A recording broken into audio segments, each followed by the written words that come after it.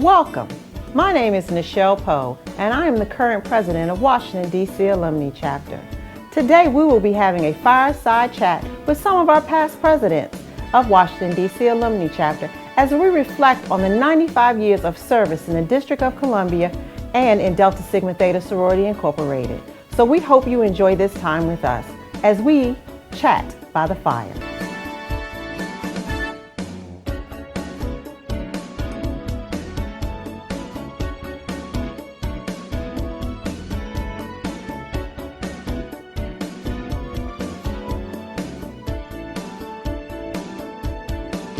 There were several things going on when I served as president of Washington, D.C. Alumni Chapter.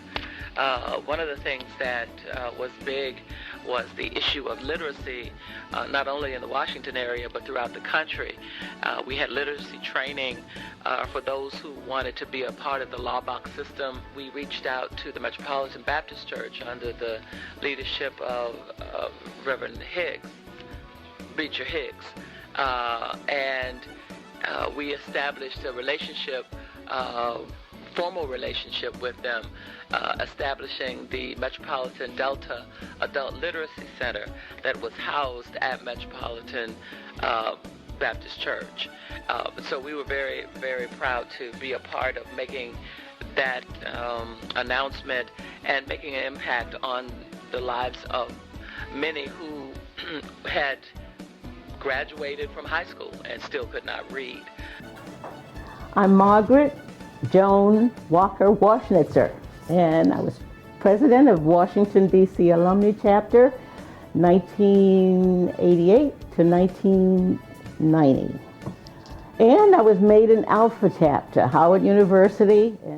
Hello, my name is Maxine Hoover Jackson. I was initiated in Delta Sigma Theta in December 1950, Shaw University Alpha Rho Chapter. I'm Alice Tompkins Davis. I'm a fourth generation Washingtonian, and I was made into Delta in 1940. Okay, my name is Hattie Lawrence Dorman. I was made in Omega Chapter in Cleveland, Ohio, which is a mixed chapter, meaning it's a chapter that consists of undergraduates and graduates, which was a little different.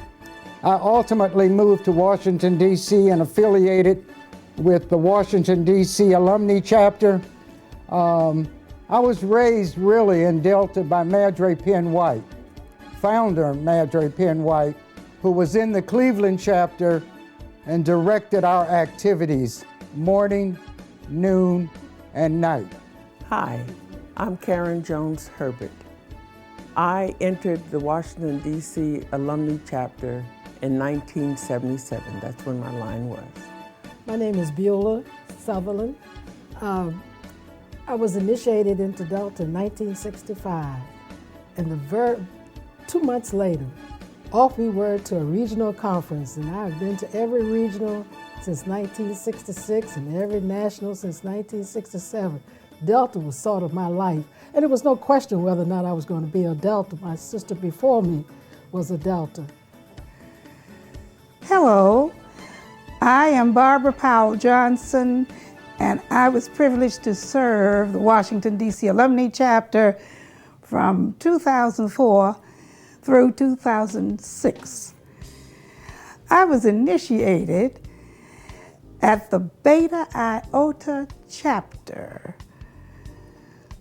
District of Columbia Teachers College, November the 30th, 1962, 110 U Street, Northwest Washington. It's important to me to remember where you come from as it is where you're going. Hello, my name is Gwendolyn Randolph Campbell Brown, better known as just Gwen Brown. I became president in 1996 through 1998. And then from 1998 to 2000, I was the first person to serve 2 consecutive terms. I was made at Beta Iota in 1953 in the spring. My name is Marjorie Canard, and I came into Delta in 1962 at Livingstone College, Beta Kappa Chapter. Greetings. My name is Barnielle Herring, better known as Bonnie Herring, and I was made at Elizabeth City State University, Delta Chi Chapter, South Atlantic Region. One would wonder why or how did I arrive here in Washington, D.C. I thought there were several chapters in Maryland, and I decided that I'm going to scope it out and wait a minute just to see who's the best. And it was Washington, D.C. Alumni Chapter, which was my choice. My name is Barbara Mosey Davis. I was made at Alpha Gamma Chapter at Morgan State University in 1957.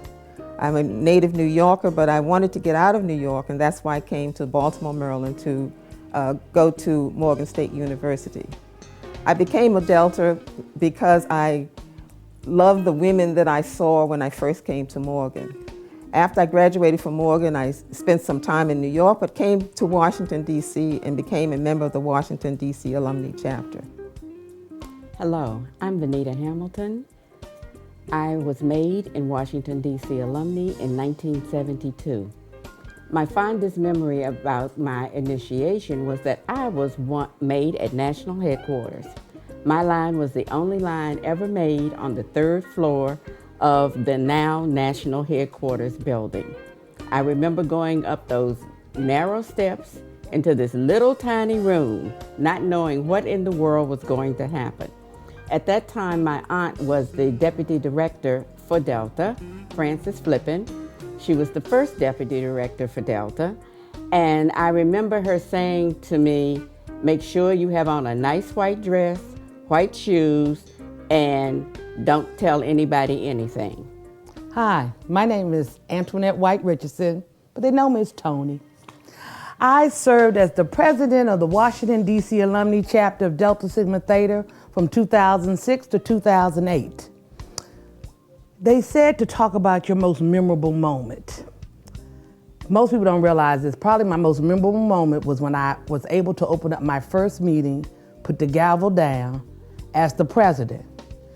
It was memorable for me because in that audience sat a lot of people who had mentored me, but not only mentored me, but knew my mother and my sisters from going to school with them and growing up with them. So for me, it was just one of those moments of, wow, I'm here. Yeah. Hi, my name is Concha Johnson, and I'm a past president of Washington, D.C. Alumni, 2008 to 2010. I was made in 1981 by the Washington, D.C. Alumni Chapter. Hi, I'm Chevelle Glenn Foster, and I was initiated at the Alpha Chapter, Howard University, in 1993. I was president of the Washington, D.C. Alumni Chapter in 2010 to 2014. I have lots of great fond memories of being president of the Washington, D.C. Alumni Chapter. My administration would not have been successful if it were not for the partnerships that we had both with the Washington, D.C. Alumni Foundation as well as the Delta Housing Corporation as well. But also those everyday sort of partners throughout the city were so impactful to make sure that we were successful during my 4 years. So Soares, we have spent the time talking a lot, and I want to ask you, what is that one thing you want to leave future leaders of Washington, D.C. Alumni? What is that? I've grown on the backs and learned a lot from a lot of you. So I want you to share with them some of the things that you've shared with me through the years, how you've mentored me. What would you leave them to want them to know in the next 95 years that they should look at as it relates to leadership? Have a vision about what it is that is going on around us, and therefore what kinds of things and what kinds of experiences do we have in the chapter and otherwise that we can bring to it.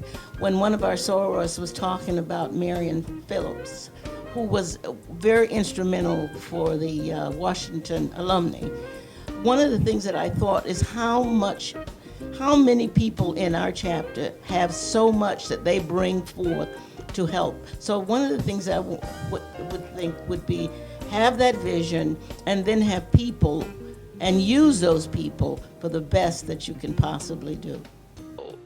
Have courage, be creative, forward-thinking, proactive, and always operate with integrity. Well, Soros, I just want to thank you for spending the afternoon with me and sharing the history of Washington, D.C. alumni, sharing where you think we need to go in the future. We thank you for your vision, your mission. We just thank you, thank you, thank you. We love you. We love you for our history that you helped lay the foundation for. So we have so much to look back on and be proud of. So I really just want to thank you for spending this afternoon with me. And I love each and every one of you. Thank you for a job well done that you're doing.